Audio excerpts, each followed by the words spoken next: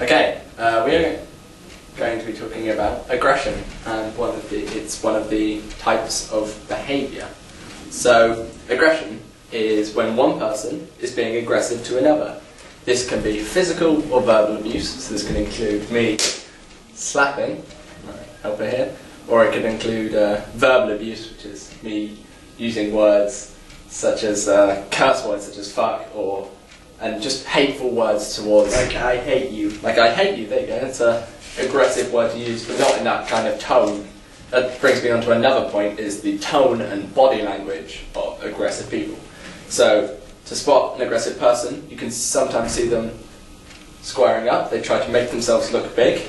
Okay, not quite like that, but like, you can tell there's anger there, there's aggression. Another way is clenched fists. You can see, clench your fists. So, anger, aggression. So yeah, to deal with aggression, there are a few methods you can use. The best ones are to prevent conflict. So, for example, stopping the conflict before it happens. If you know someone is aggressive, then you don't need to deal with them whilst they're angry or whilst the conflict is happening. If you know how to stop the conflict, we'll demonstrate this more later. Another way is to reduce escalation. So that's similar to stopping conflict. If you can't stop the conflict before it happens, then don't let it get worse. So, okay, now we're going to do a little demonstration. So here in this situation, we obviously have a drunk man who is showing signs of aggression. For this particular example, I'm going to play the role of a police officer. So, there's a drunkard showing signs of aggression. Hello, sir. Oh, get your hands off me! Exactly. Very confrontational. As soon as I approach him, very open, very angry, fists are clenched. Sir, you've been drinking? Who are you explaining things to? Sir, calm down, please. Calm your roll. Try to calm them down. That's de-escalating the situation. That's stopping the conflict. We don't want anything to come of this. Sir, you've been drinking a lot tonight and you're disturbing the public. Okay? We'd like to ask that you go home. Do you know your way home? Yes. Okay, good. Kinda. Good. Do you need help getting home, sir? Maybe. Okay, we can arrange that. Here, we've stopped the situation. We're providing help to get this man off the streets without taking it further. There's no need to put him in handcuffs. There's no need to take him to a cell for the night. We can get him home and we can stop the situation before it's arised. Tell me who you're explaining things to, or I'm going to punch your lights out. Hello, I'm here to talk to you about evasiveness. It's one of the one of the 4 categories of behaviour, and key signs of what evasiveness is people try to avoid a subject. For example, they've gotten into trouble and they don't want to talk about it to their parents. Signs of somebody who is trying to be evasive or avoid a subject is they'll tend to have very close posture, or look down, avoid eye contact. They may also try and beat around the bush in a conversation, or just try and change the subject. Yeah. Yeah, I'm not too bad, thank you. How's your day going? I don't really want to talk about it. Oh, okay. Why don't you want to talk about it? Anyway, that's a subject for another matter. Hey Dan, What's the matter? Nothing really. Don't really talk about it much.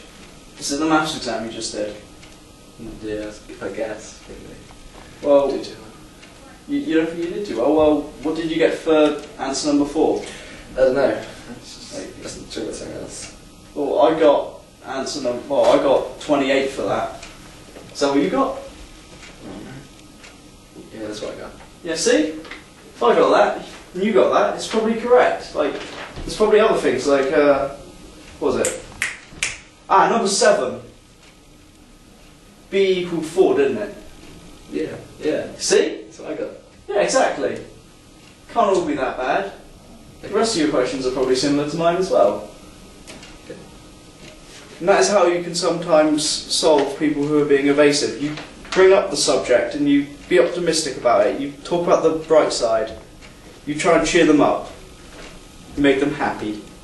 Like Dan was. Yeah. So other ways of dealing with avoidance or evasive behaviour could be team building. Yeah, such as team building. Because me and Dan were friends thanks to the team building exercises that we did at the start of our year. So, another example could be someone in the public services, let's say a leader, is noticing that members of his team are showing signs of avoidance. So he'd set up a team building activity. This would normally be at the start, obviously, when everyone's starting to get to know each other. Yeah. And this would help the person who's suffering from avoidance. It would help them get to know his fellow friend or fellow, peer, which means they open up to him more. They get rid of the avoidance and they become more assertive. At the end of that video, started opening up more, getting more, talking more to my peer, and it was generally more assertive behaviour. So. yes. And so now we're going to talk about assertive behaviour. This is commonly seen as the most wanted behaviour. It's similar to aggression, but without the aggression. It's so you can. It's being confident and comfortable in your body. So usually they stand up tall. They feel comfortable in their own body. They don't look like it's being forced or they're slouching. They just look like they're supposed to look. And so assertive is speaking your mind. You say what you want to say, but without being aggressive. So there aren't many ways to handle this or manage it because this is the optimum type of behaviour. So I guess you could say that there are ways to turn other behaviours assertive, which we'll talk about in the other videos of how to manage those. This is the behaviour type that you want. This is what you want to turn submissive and avoidance and aggression into. You want it to be assertive behaviour. We'll show you an example. No. So here we have a shady looking person, a hood up, of course, clearly a teen, and he looks to be graffitied. Now, a police officer needs to be assertive in his behaviour and how he deals with people like this. Excuse me? Hello, sir.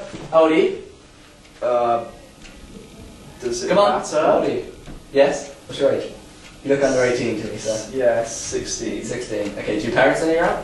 What's this? Yes, they... Is that a spray can? Yeah. Graffiti, I see. Yeah. How do we deal with this? I clean it up. You clean it up? Do we have to tell your parents about this? Definitely not. We do, sir. We do, okay? Yeah? So what's going to clean happen it up, you know how? No, sir, listen to me, okay? What's going to happen is, we're going to take you to your parents. Are they at home? Do you have their number? Probably, yes. Going to give them a call? Okay.